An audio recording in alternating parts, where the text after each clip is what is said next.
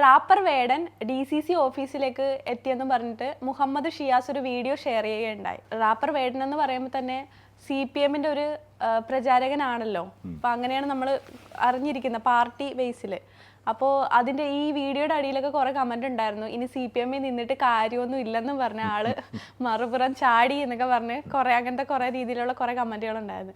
ശരിക്കും അങ്ങനെ ആയിരിക്കും? എന്തായിരിക്കും സാധനം? ഈ വേടനെ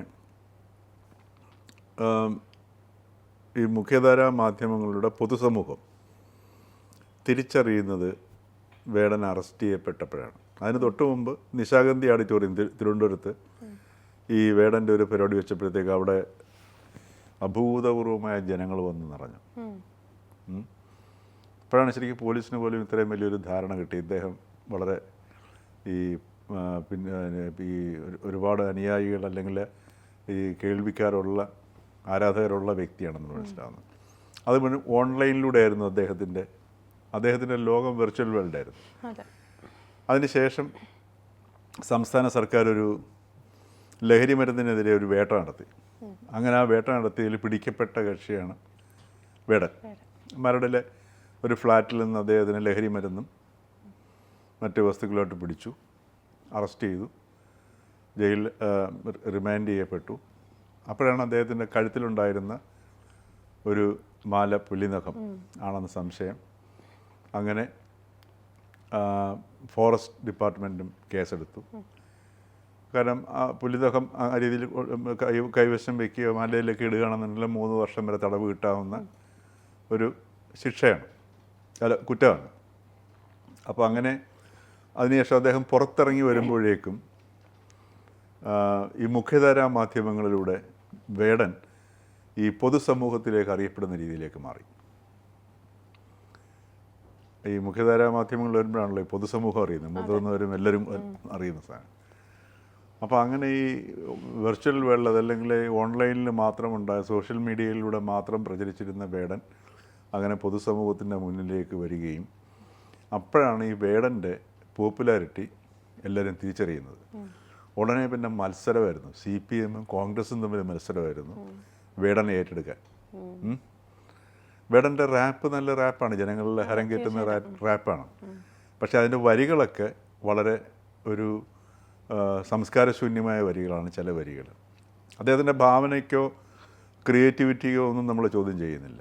പക്ഷേ വളരെ വിപരീതാത്മകമായ ഒരു റാപ്പ് രീതിയാണ് വേടൻ്റേത്.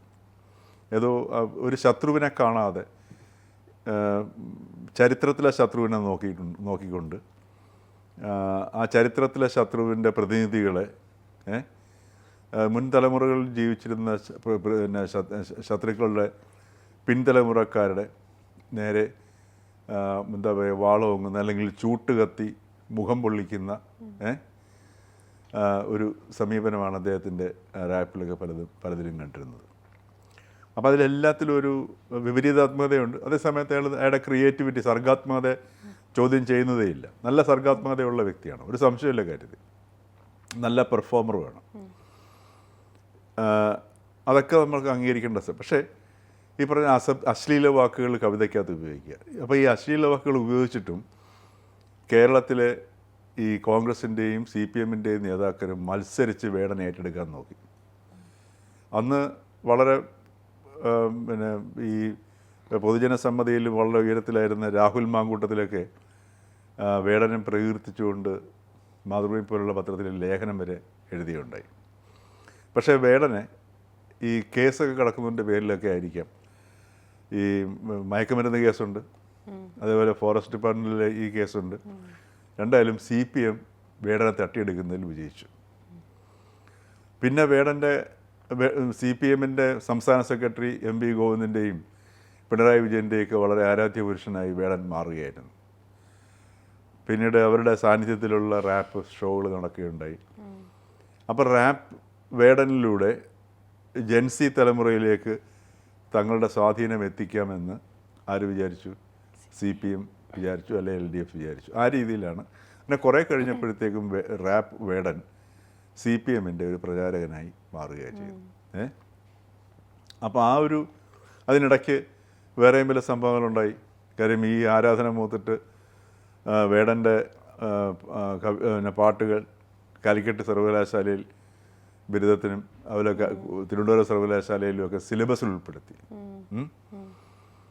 അങ്ങനെയൊക്കെയുള്ള വലിയ ത്യാഗങ്ങൾ അവർ അല്ലെങ്കിൽ സാഹസികതകൾ, ത്യാഗമല്ല സാഹസങ്ങൾ നമ്മുടെ ഈ സർവകലാശാലയും കാണിച്ചു. കാര്യം സർക്കാരിനൊരു വേടൻ ഒരു കൂടുതൽ ഇത് കൊടുക്കുകയും വേടനിലൂടെ സർക്കാരിനെയും വേടനെയും കൂടെ ഒന്നിച്ച് നിർത്താനുള്ളൊരു ശ്രമത്തിൻ്റെ ഭാഗം ഒന്നിച്ച് അങ്ങനെ ജനങ്ങളുടെ സ്വീകാര്യത കൂടുതൽ കൂട്ടാം എന്നൊക്കെയുള്ള. കാരണം ഈ CPM ഭയങ്കര ബുദ്ധിയുള്ള ആൾക്കാരാണ്, ബുദ്ധിജീവികൾ എന്നുള്ളൊരു പാർട്ടിയാണ് CPM എന്ന് പറയുന്നത്.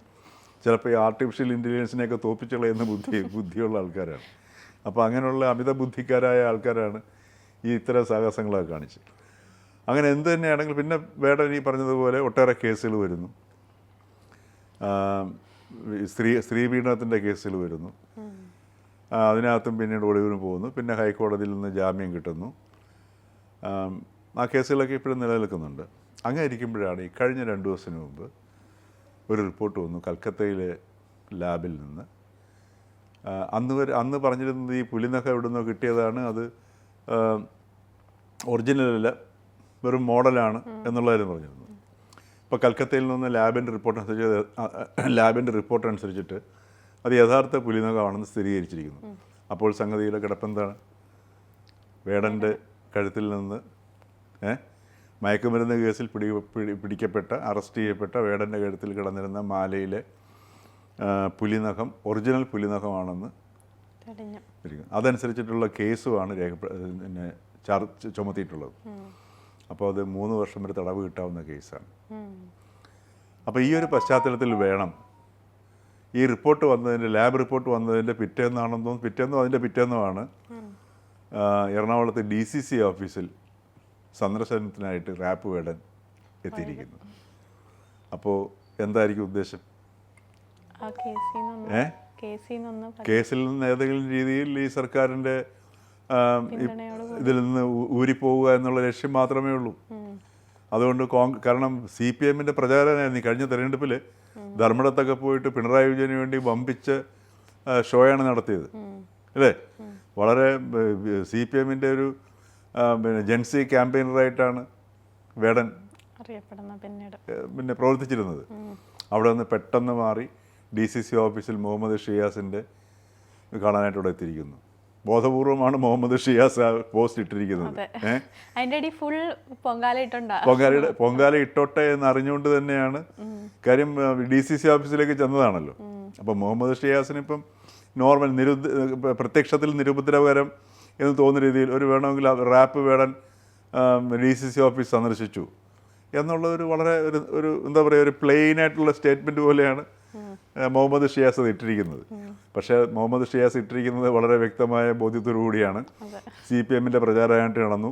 ഇപ്പോൾ കേസിലും ഏതെങ്കിലും രീതിയിൽ ഒരു തടി തപ്പാൻ വേണ്ടിയിട്ട്, അതല്ലെങ്കിൽ ഏതെങ്കിലും ഒരു പഴുതുണ്ടാക്കാൻ വേണ്ടിയിട്ട് ഇപ്പോൾ ഭരണത്തിൽ വരാൻ പോകുന്നത് UDF ആണെന്നും അതറിഞ്ഞുകൊണ്ട് അവിടെ ഒരു ഡെപ്പോസിറ്റ് ഇടാമെന്ന് വിചാരിച്ചിട്ടാണ് യാതൊരു ലജ്ജയുമില്ലാതെ രാഷ്ട്രീയക്കാരെ പോലും ലജ്ജിക്കുന്ന ലോകത്തുള്ള സകല പ്രസ്ഥാനങ്ങളെയും സംവിധാനങ്ങളെയും തെരുവിളിക്കുന്ന, അതേപോലെ തന്നെ അവരുടെ മുഖത്ത് ചൂട്ട് കെട്ടി പൊള്ളിക്കുന്ന വേടൻ ഒരു ലജ്ജയുമില്ലാതെയാണ് ഇപ്പോൾ DCC ഓഫീസിൽ കയറി ഇറങ്ങിയിരിക്കുന്നത്.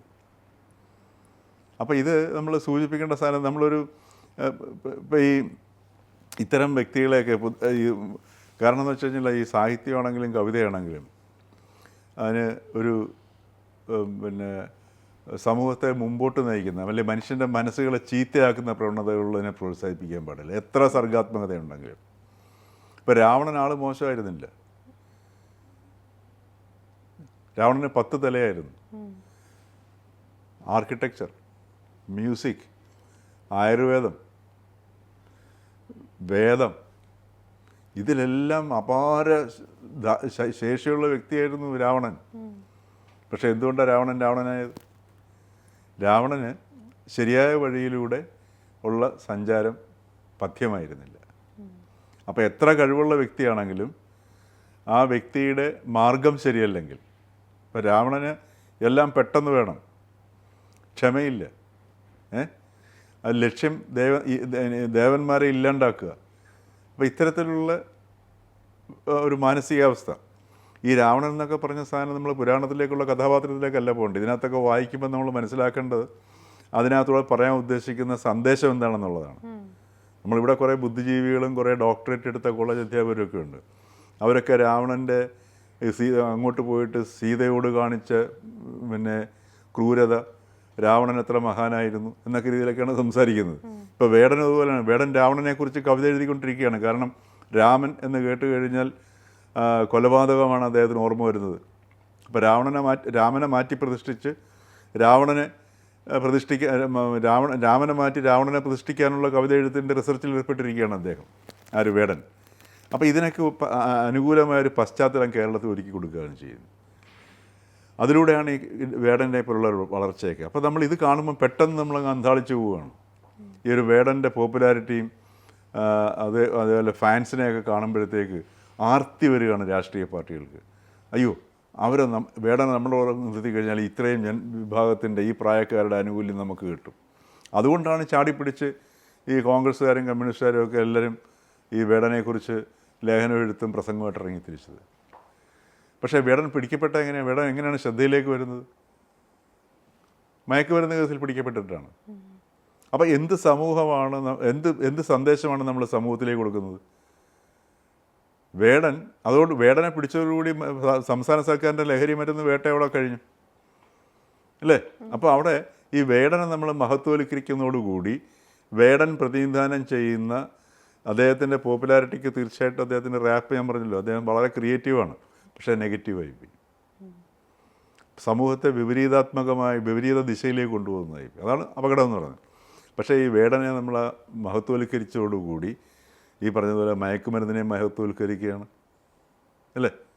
അതേപോലെ ഇപ്പോൾ ഈ പുലിപ്പല്ലിൽ കുറ്റകൃത്യമാണ് അദ്ദേഹം ചെയ്തിരിക്കുന്നത്. ഇതെല്ലാം കുറ്റകൃത്യമാണ്. ഈ കുറ്റകൃത്യങ്ങളെല്ലാം വിസ്മരിക്കപ്പെടുന്ന ഒരവസ്ഥയിലേക്ക് നമ്മൾ സർക്കാർ സംവിധാനങ്ങളും രാഷ്ട്രീയ സംവിധാനങ്ങളും ഇവിടുത്തെ സാംസ്കാരിക നായകരുമെല്ലാം കൊണ്ടെത്തിച്ചു എന്നുള്ളതാണ് അല്ലേ? അപ്പോൾ അവിടെയാണ് ഇതിൻ്റെ ഒരു സാംസ്കാരികമായ വലിയൊരു ഒരു പ്രശ്നം വരുന്നത്. അതിനെ നമ്മൾ കാണാതെ പോകുന്നു.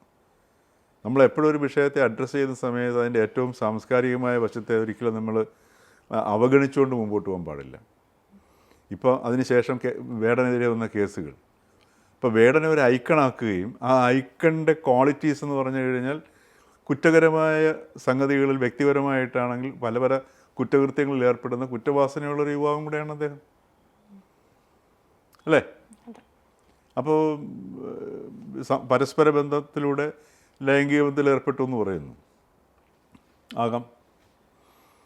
പക്ഷേ അവിടെയും ഈ പറഞ്ഞതുപോലെ അവിടെ നമുക്കറിയില്ല കേസിൻ്റെ മെരിറ്റ് എന്താണെന്ന് നമുക്കറിയില്ല.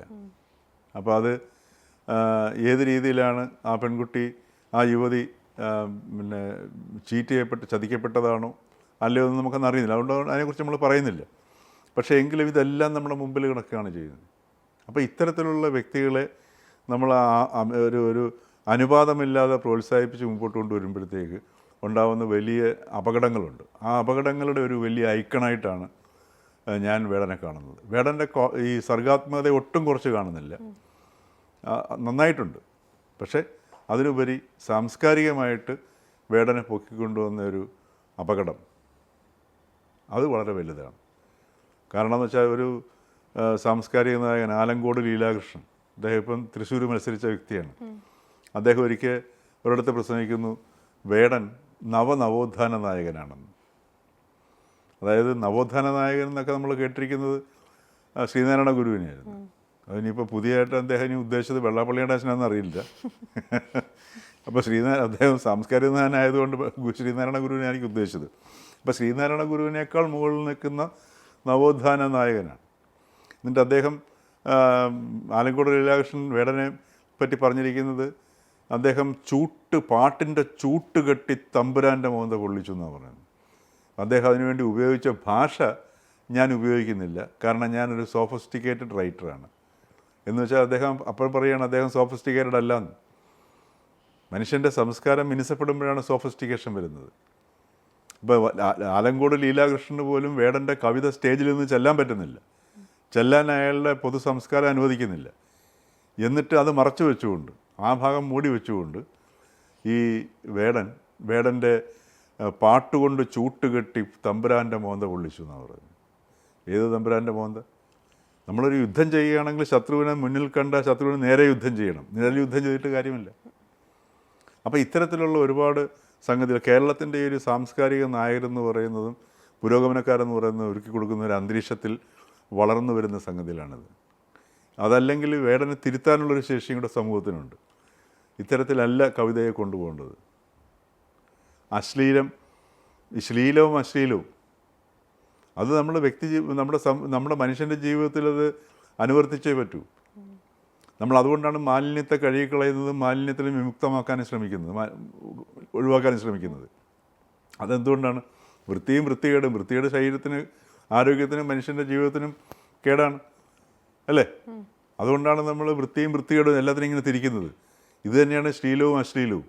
അപ്പോൾ സാഹിത്യത്തിലേക്ക് അശ്ലീലം കയറി വരുമ്പോഴത്തേക്ക് സാഹിത്യരംഗം മലീമസപ്പെടുകയാണ് ചെയ്യുന്നത്. അപ്പോൾ ആ ഒരു മലീമസപ്പെട്ട അന്തരീക്ഷത്തിൻ്റെ ഒരു ഐക്കണാണ്, ഒരു പ്രതീകമാണ് ശരിക്കും വേടൻ. ആ വേടൻ ഇപ്പം തൽക്കാലത്തേക്ക് ഒരുപാട് കേസുകൾ ഇതുപോലെ ഉണ്ട്. അതിൽ കാരണം മയക്കുമരുന്ന് കേസ്, സ്ത്രീപീഡന കേസ്, ഇപ്പം പുലിനഖം മോഷ്ടിച്ച കേസുമായി. അപ്പം വേറൊന്നുമില്ല, അദ്ദേഹത്തിൻ്റെ ലക്ഷ്യം ഈ പറഞ്ഞ പോലെ കോൺഗ്രസ് ഗവൺമെൻറ്റാണ് വരുന്നത്. അപ്പോൾ താൻ ഇനി കോൺഗ്രസ്സുകാരോടൊപ്പം നിൽക്കും, വേണമെങ്കിൽ എന്നെ ഏറ്റെടുത്തോളൂ എന്ന പ്രഖ്യാപനവുമായിട്ടാണ് DCC ഓഫീസിൽ അദ്ദേഹം എത്തിയത്. അല്ലാതെ മറ്റ് സന്ദേശമൊന്നും അതിൻ്റെ പിന്നിലില്ല.